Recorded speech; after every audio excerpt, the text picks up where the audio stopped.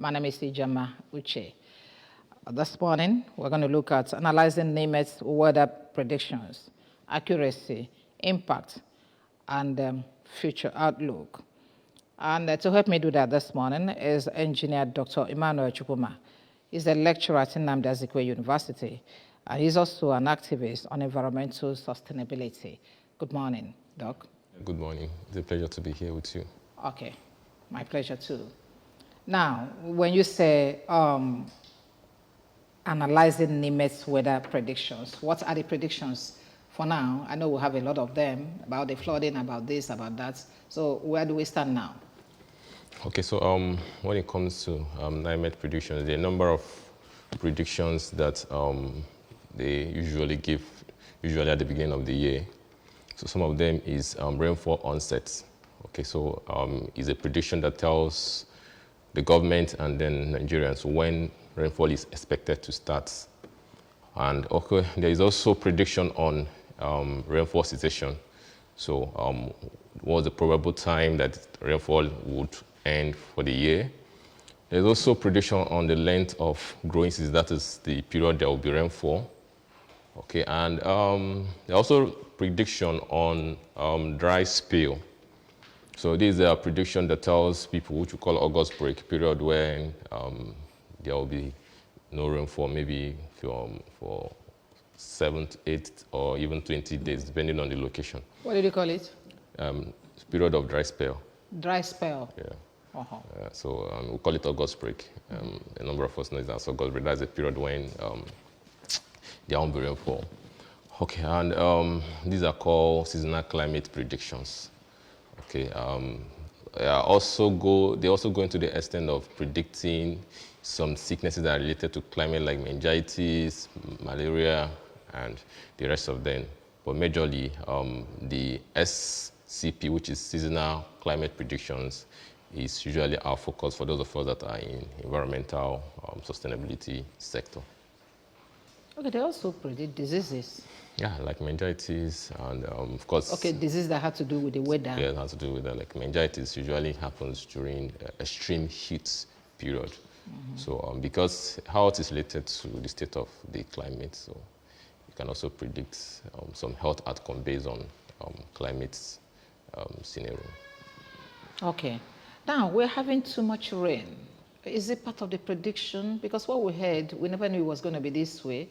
We started this prediction, or it's not even prediction, normal language of flood is coming because these people are going to open their dam.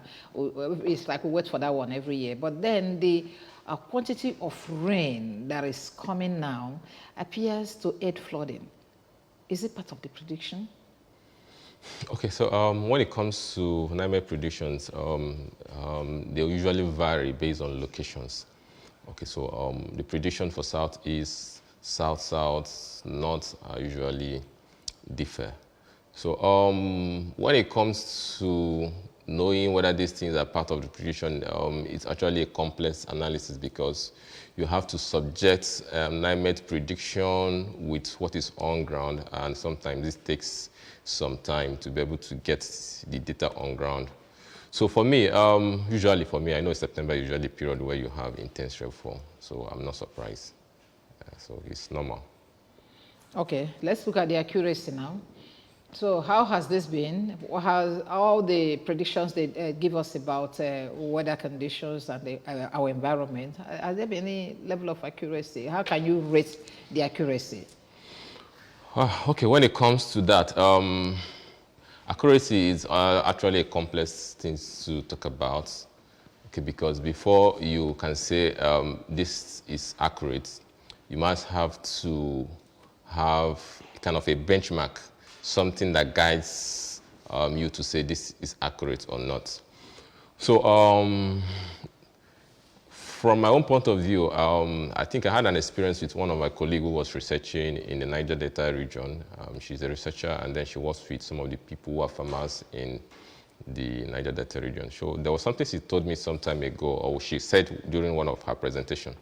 She told me that that in 2001 there was NiMET prediction that there was going to be excess flood, and then some of the farmers took serious measures, and then they avoided some low kind of floodplain farms, and then went to majorly on the kind of hill parts. And those that planted harvested earlier than, and it affected their harvest. Exactly. So many of them took the prediction so serious. And then, to their greatest surprise, nothing happened. That was in 2001. And then in 2002, NiMET also predicted there will be flood. And then, based on their experience that the last year prediction didn't work, they relaxed. And then, unfortunately for them, 2022 was a massive flooding year, and then it affected them seriously. So, like you said, the accuracy, prediction is a complex issue. Okay, no, let me hold you there. We're going to talk about that one. We will take a break and come back, because I want to know what is that. How do you even predict this thing? Is it spiritual, or just looking at the environment and say that it's going to rain, and then you go out, the breeze will come and blow everything away, and there will be no rain? Okay, we'll take a break now to bring you our street walk on how to avert these predictions.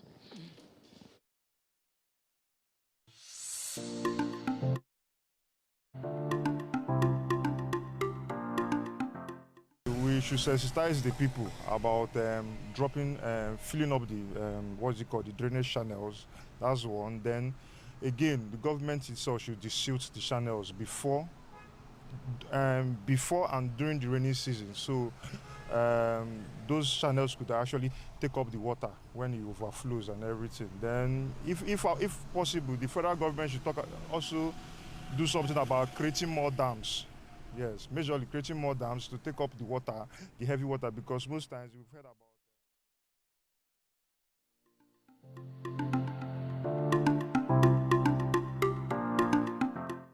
We should sensitize the people about filling up the drainage channels.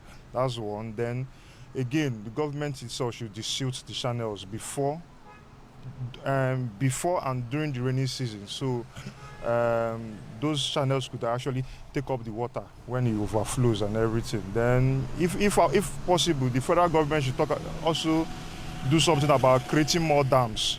Yes, majorly creating more dams to take up the water, the heavy water, because most times we've heard about Cameroon and the rest opening up their dams, and it overfloods ours, and we get those those victims down those living along the riverine and the rest. So majorly we should talk about it, creating more dams, opening up drainage channels, and sensitizing people about filling it up themselves.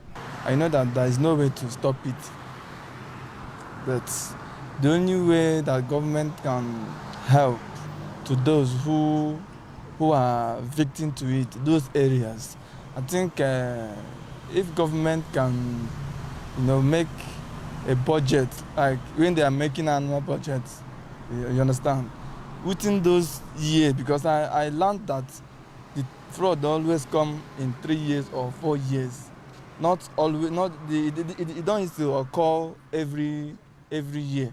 It doesn't occur every year. Maybe sometimes 2 years gap, sometimes 3 years. I'm suggesting that if government can also put it in their budget, like for so and so, they then put it in their budget, so amount to be used whenever such a thing occurs, to build a house, for food. At least by that time they always suffer for food. Some of them cannot be able to afford feeding. You understand? And that is feeding is the most important thing that those people in that area needs. My government can be having enough to produce some palliative. 1, 2. Secondly, building a house. Like last year and last some years, floods have already taken away all the cassava, rice, and the yams in our place. There is no way people who was closer to the flooding area can run every time. Secondly, let federal government intervene to deep River Niger so that all this flooding should enter there. It will make a way, it will prevent so that people will not be affected. And another thing, those people, those individual people who are building houses in the streams should stop it. Not every time we are talking about government to do something where you are one that creating problem. Because when you vacate from that place where stream is going, the flood will enter there and stay for people to live and have their lives and their properties.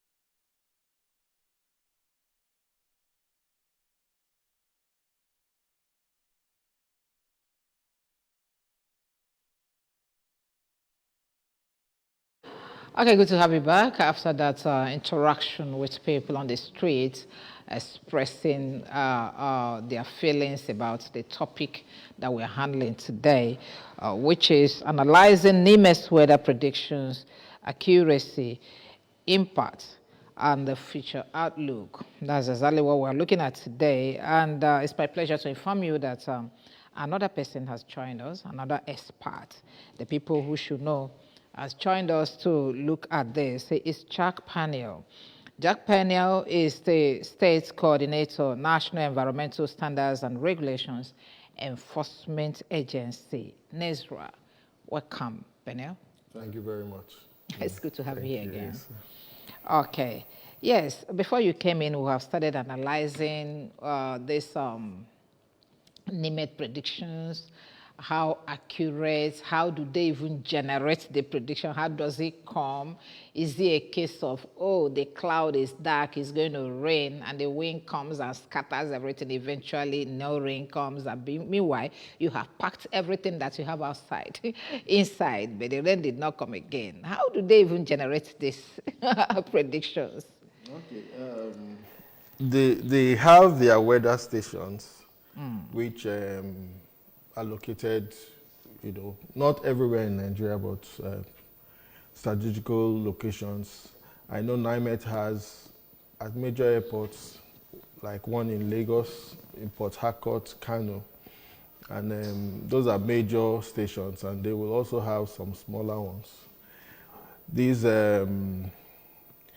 equipments are man-made, so accuracy issue too will be dependent on the level of professionalism, plus or minus some factors.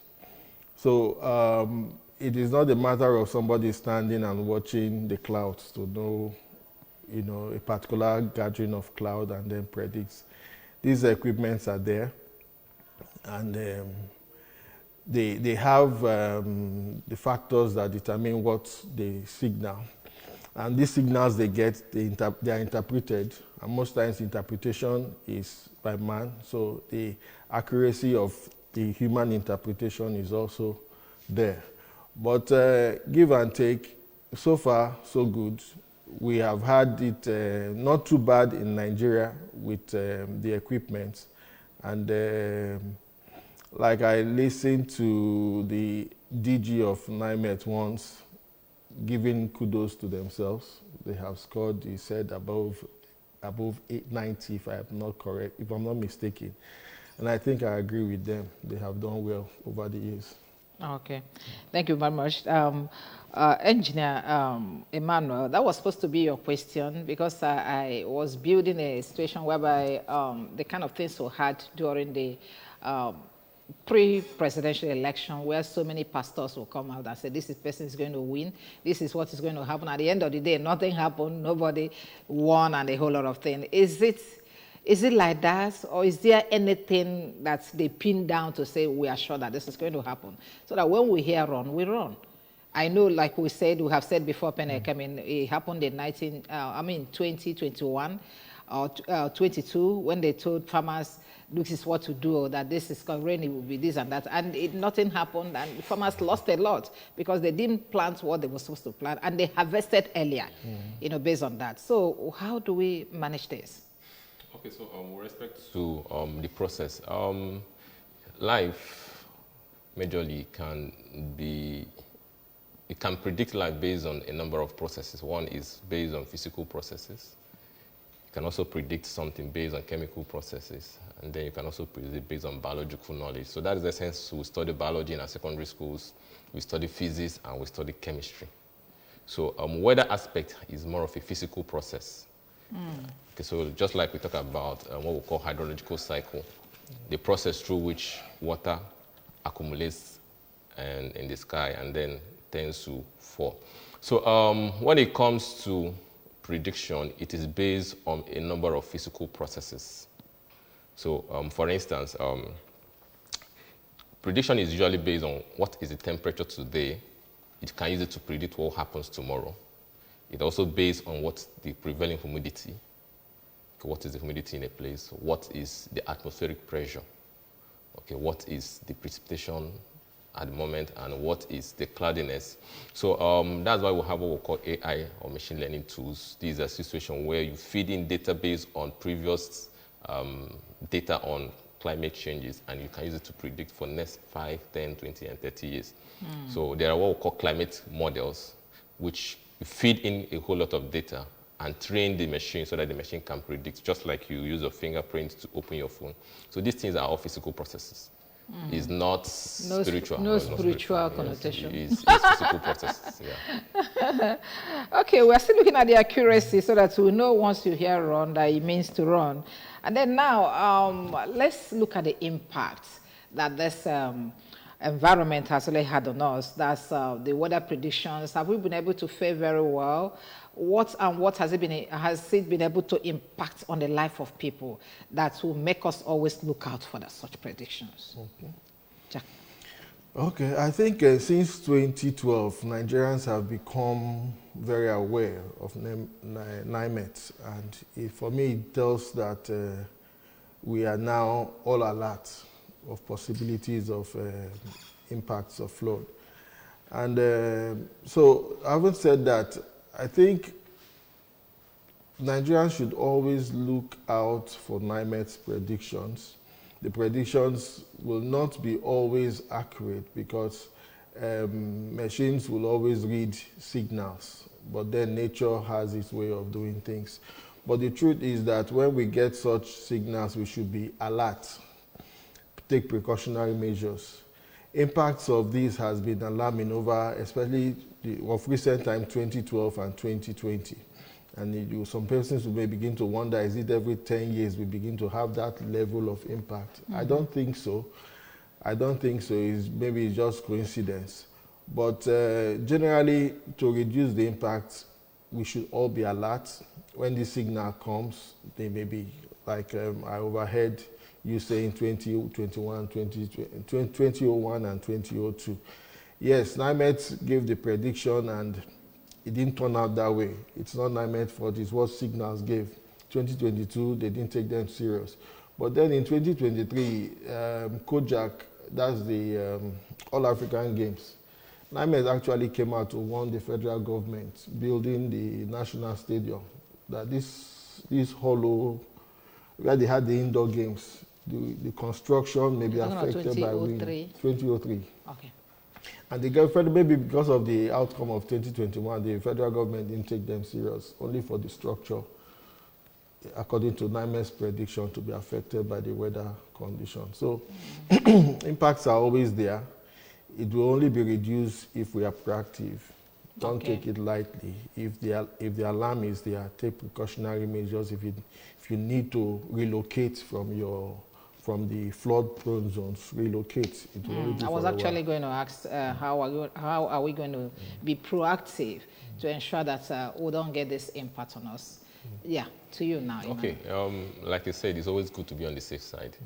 Yes, it's before one is before armed.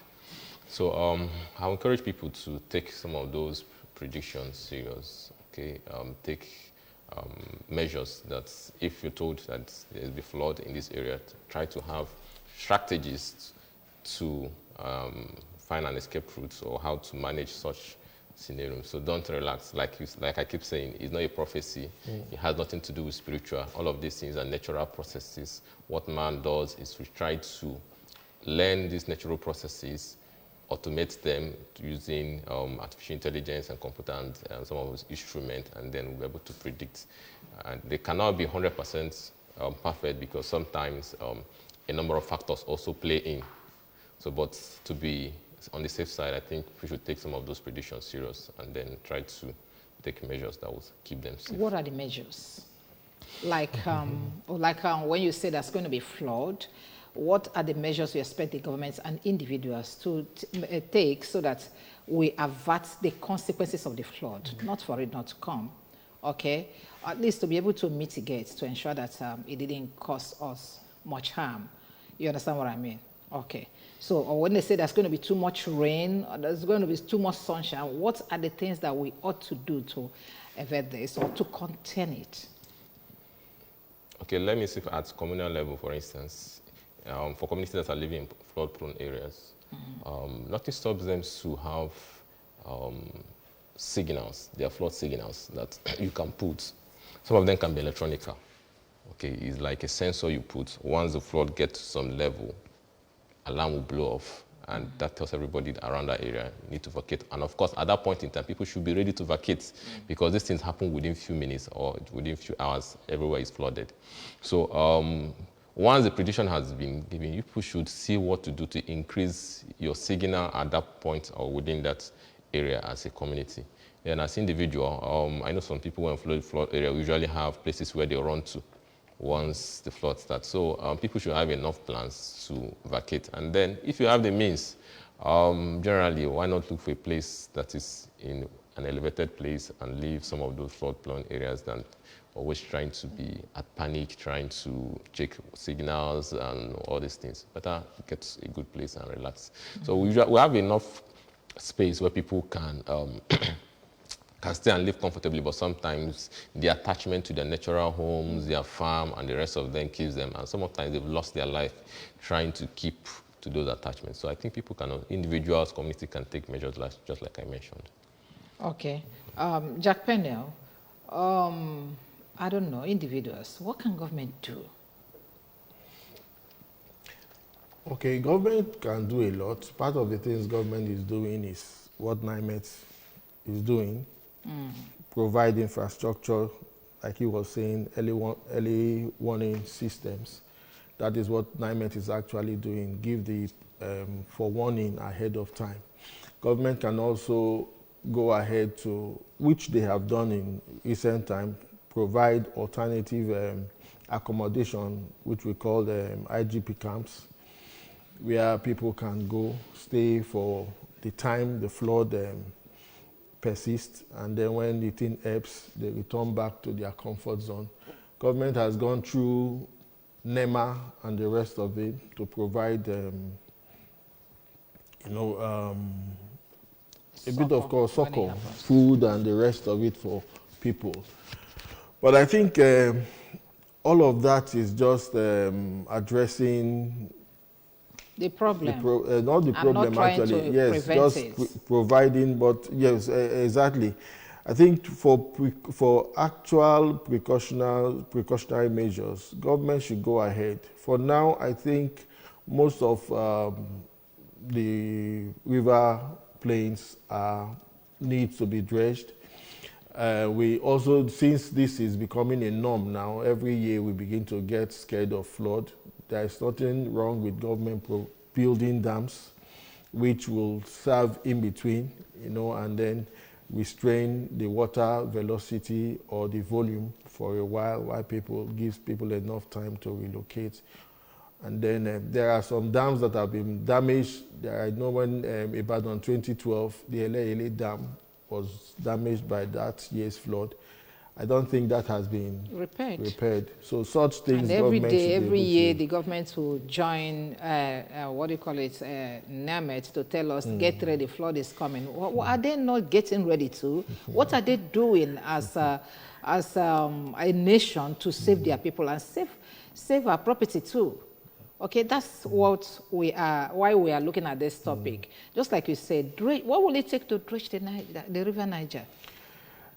For a nation, I'm not talking for an individual. For a nation, there is nothing impossible for governments. There are several factors there the government will consider. Well, I'm not there, but I think some years back when I asked the question and somebody was trying to explain the funds to do the whole of that stretch, and then political interest also, the technicalities of also doing that. So when they can invest billions of naira to conduct an election that is not right, then they cannot bring money to dredge River Niger to ensure that we live safely. Let me not put myself in that shoe, but I think no, I don't want to believe that's something impossible for government to do when it comes to money. Dredging the length of that stretch is not something you just wake up and do. It's not something you wake up and do because there are ecological. So why are you going to do? One, are you going to do that because it has been there all over the years? So where are we going to wake up to this? You say it's money. When I admit, what do you call it? Idi Amin will tell the finance minister, then print more money because you are in charge of money. You are printing money or borrow more money. In the case of Nigeria, borrow more money because you are used to borrowing. Okay, if you can borrow to consume, why not borrow to do this? Well, let me believe if that is one good measure for the government to take, I'm sure they would have taken it. But like I said, there are factors. Dredging the whole of the Niger, habitats of aquatic animals and the rest of them will be affected. It calls for deep studies of this area before deploying your equipment. So it's not as simple as dredge the Niger Delta, River Niger, and people start bringing in dredgers to dredge. Okay, how many aquatic life will be affected in the dam that got spoiled over the years and has not been repaired? Or okay, what else is it going to take us again to build a new dam to contain the flood that's coming from Cameroon every year? No, yes, those are the things we expect government to do, but we just streamline it to the dredging the River Niger. But government will need to bring in some smaller dams, at least to control the volume and the velocity of this flood as they come from the north down south. Okay, let's get back to what we can do as individuals.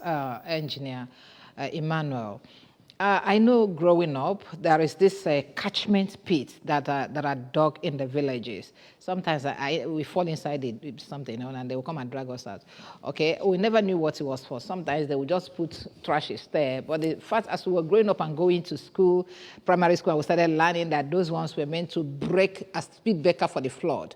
Okay, maybe like those of us that live in a slopey area, if the water is coming, you dig catchment pit to just catch the water. By the time it gets filled and start coming out again, it has lowered the speed. Can we apply something like that, at least in the flood-prone areas? Is it possible? Okay, let me just add one thing to what you said. Another thing government can do is government can help to build good infrastructure in flood-prone areas. Nigeria is not the only place where you notice there are people living in flood areas. They can build high structures there, and people will be living there. They might not have, they've already known the level of the flood based on several years. So they can build structures that has deep foundation in the water, and then the structures have 5 stories, 6 stories, 7 stories high, and people will not even know that they are flood for years. So it's possible. Okay. So this is where government comes in.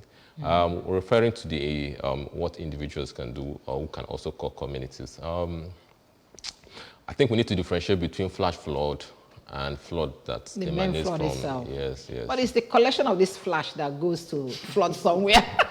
Yes, sorry, I'm not invading in your area, but I'm a broadcaster. I should know a little of everything. Collection of these small flashes, so you call them flashes. That will go and collect somewhere and pull somebody's house. Yeah, because the flash flood is just the one that emanates from the downpour. Like you see streets flooded in Oka based on small drainage for the area. So those ones within few hours, maximum 2-3 hours, you notice that everywhere is dry. So those ones are flash flood. But the one, it depends on what we're talking about. If you're referring to flood as a result of river expanding beyond their boundaries, which also relates to rainfall, but the rainfall has actually been built from underground and then start increasing the water height. So it depends on what we are looking at. So if you're looking at flash flood, then one of the things you need to do is now what you mentioned that comes in. So we call it kind of a drench that is built, so that the essence is one is to reduce the erosivity of rain, or what we call the runoff. Yes, because usually when rain start running off in a steep area, it can be erosive. That it can be eroding the soil. So, but when you have some trench, it will go there. A number of them would speculate from that trench, and then it might now reduce what we call the dissipation energy. That's the energy with which it moves. So such is usually good, especially in erosion-prone areas of Anambra State. Such should be one of the strategy, and then it should be done. But like I said, when it comes to flood-prone areas, like some of those places in Anambra West and all those places, there's no amount of trash. In fact, once you're putting the trash, you notice that water is coming up from there because the underground is already saturated. So such measures cannot hold. So in that case, like I said, is to build well-designed infrastructures that can be some height above the flood, having taken cognizance of the flood height over years. So that would give people a safe place to stay. Okay, we're not just looking at flood. We have mentioned the rain, the flood, the sunshine, which could cause meningitis, like we established as we started. Okay, so what are we supposed to do? Okay, even what do you call it, erosion, which is what we suffer here. These are all climatic problems that we are having around here. What are we supposed to do to ensure that these things, are minimized? I'm coming to your panel. Okay, if you allow me, something just came to my mind too. Bayelsa State, for example, I don't see the need or the reason why Bayelsa will be focusing much on road construction. There are towns like Venice and the rest of them who have used canals as means of transportation within the town. Somewhere like Yenagua, if such strategies are adopted, I'm sure flood too can be controlled because you build canals where water freely passes and then it serves for transportation also. So we should also change our strategy. It's not because overseas they are building flyovers and bridges, we in Africa or we in the flood-prone area should be doing such. We design our cities according to our environment. Yeah. So then concerning sunlight and the rest of it, for all of this, rainfall, sunlight, if we have trees planted, afforestation, two things that will help us do, at least to the layman. One, if it's rain, it breaks the velocity of the drops. So before the raindrops gets to the ground to cause little holes, which under continuous circumstance become widened, these trees break that down and they just drop ordinarily without much impact. For the sunlight, this thing serves as shade. And then you go under. So even when, when it's a sunny day, you just find yourself under a shade, the temperature difference between the outside and so it will encourage us to build more, to plant more trees, which is which he is championing here. Plant more trees, and then we can also harness these energies. Sun in itself is an energy, which I think most homes now, because our power situation, are beginning to adopt. But averagely, they are natural occurrences. You cannot stop them. So where we have higher temperatures, is either you remain indoors or you provide shades so that even when you are outside, you have those coverings, and then the temperature, the impact on you is reduced. Okay, what about the impact on the environment? You have talked about fruits. Is there anything you want to add before we get to your area proper? Yes, like I said, one of the things we actually need to do is 100 years back, some of these experiences were not there. Okay, so somewhere along the line, we started having these experiences, and it has a lot to do with urbanization. And I think one of the problems we have is we don't really understand nature. I mean, somewhere here. And this is one of the reasons why we're having problems. I keep saying it and keep saying it and I keep saying it. Most times we have a number of estates that are being developed around us, but there is no well-planned estates which would have trees planted in the estate to absorb heat. Because the trees are actually meant to be absorbing heat. They're also meant to give you oxygen. And they have Fresh, to very give fresh you a cool air around the vicinity. So I think it's majorly a human factor. We need to plant more trees, plan our estate in such a way that even within the estate, there could be 5 or 6 plots where only trees occupy the areas, no building. Green People can fields. go there in the evening and relax. So we need to re-strategize in our system. Okay, you're an activist. Talking about strategy. You're an activist on environmental sustainability. There was this film that I watched, The American President. You may have watched it. How this young lady, I'm trying to place her name, but I can't remember. Well, she is a lobbyist, an environmental lobbyist. How she was able to lobby the presidency for them to increase the budget allocation for environment. Okay, though it landed her in the White House because she ended up getting married to the president that, they has lost the wife. So what I want to ask now, how have you constituted yourself, you activist? How have you been able to talk to the government concerning this environment? What are you doing to ensure that the government do what they're supposed to do for us to have a good environment? Okay, in our own little way, for instance, I think that should be 2 Saturdays ago, we partnered with the Ministry of Environment and they provided trees and we had to call our volunteers and then we came to the street and we're planting trees at Ekweme Square.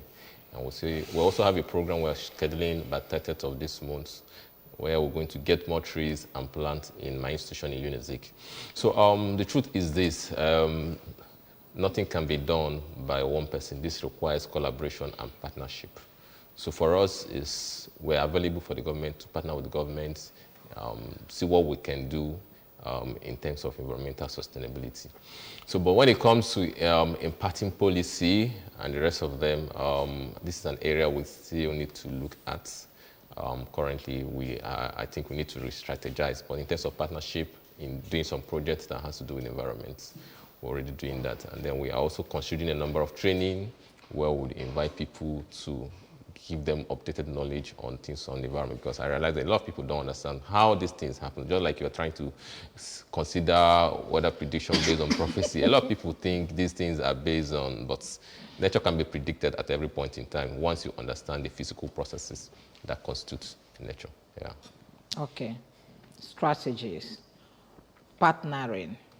How does NESRA partner with NiMET's to ensure we have good environments?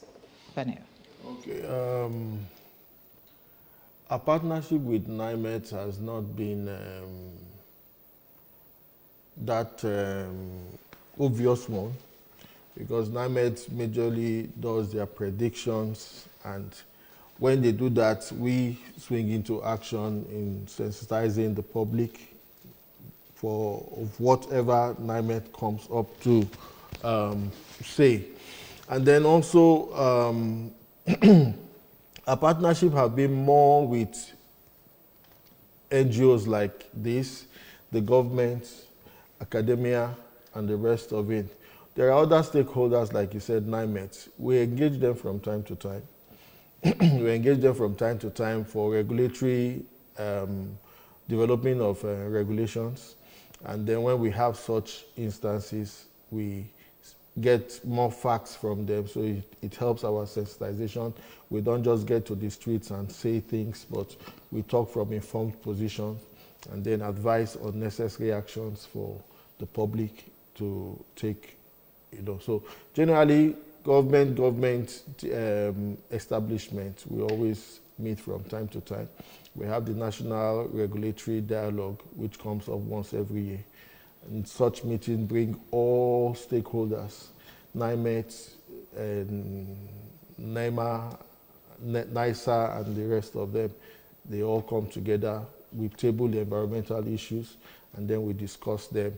And at the end of the day, bring up policies or suggest policies which can be implemented by the Nigerian government. the Federal Ministry of Environment and the rest. And then we come up with the communique at the end of the day. Do they take your policies? Yes, several. And how has this partnership and the coming together of all these agencies, how has it impacted on us as individuals? Greatly. Or as a society? Yes, greatly. It has informed some, like his organization, it has informed their confidence that government is not just sitting back. From time to time when they have the program, they call, and where we can assist, we assist. So it builds the confidence in the populace that government is not just sitting back and expecting anything to be shoved over the Nigerian populace. No. Do we have challenges? Otherwise, let's look at this. Is there any kind of challenges that we're having? Maybe getting people to listen to us and then getting government to implement environmental laws. Any challenge at all? Yes. One of the challenges is at every point in time, the ability to adopt environmental policy depends on whoever is the governor and the people he's working with. Okay, so I'm so happy with this Soludo government because I actually noticed a major shift in terms of environmental advocacy and projects. So, so like I said, it's whoever is in charge, it determines how things are discharged. So that's life. So, so when we don't have people who are so much interested in the environment, you have to struggle, you have to do more. So having the right people, I think is one of the best way to go about.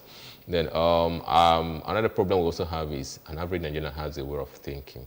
So for instance, we have volunteers that work with us. We have few persons. A number of them would be thinking of monetary benefit before they can give to the society. So these are the few challenges we experience. So it takes time to have a shift in their mindset that you're a product of the society, and then if you burn your time for the society, it's worthwhile. And lastly, I think we need to also to find a way to collaborate with our religious leaders because our people are more of religious and they have their mindsets. So I keep saying this, a typical Nigerian would be able to come to the church, wash this church, and then we're able to come to the church and be a sanctuary keeper, which means he can clean the church, do everything. But once an NGO like us comes and tell him, come, let's go and clean up the streets, the person will say, how much are you going to pay? So I keep asking this question, is the God of the church different from the God of the streets? So we need to have a shift in the mindset where people start seeing working for the society as working for God, because I don't see a difference between both of them. I see. Thank you very much. Jack Pennell. You've been around for some time as the state coordinator of the National Environmental Standards and Regulations Enforcement Agency in Israel. Any challenge at all? So much challenges, but then, like he said, and I really want to give accolades to the current government, especially the governor, but especially the Commissioner for Environment.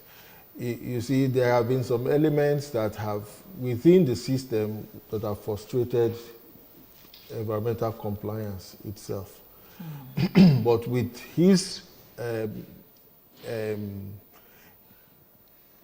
coming on board, most of those elements he has been able to shift off the system.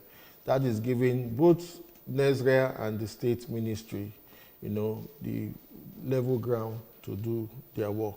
And then also the attitudes of Anambarians is challenging itself. It's like everything around here is money. I like the disposition because they said the business of a businessman is money.